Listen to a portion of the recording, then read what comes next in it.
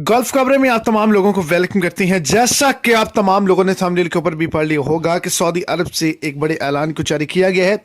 Saudi अरब के अंदर मौजूद जो वर्कर हजरात हैं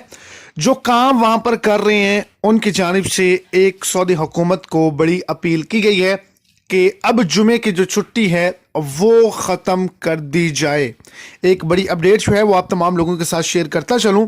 कि आज के दिन ही ये बड़ी अपडेट जो है वो शेयर की गई है, जिसके नतीजे में एक बड़ी अपील की गई है। इस पर गौर व फिक्र हो रहा है और सऊदी हुकूमत की जानिब से इस पर क्या रद्द अमल आया है। वीडियो की तफसीलात को जानने के लिए वीडियो को एंड तक देखें और अगर इस चैनल पर फर्स्ट टाइम है लाजमी से चैनल को सब्सक्राइब करें,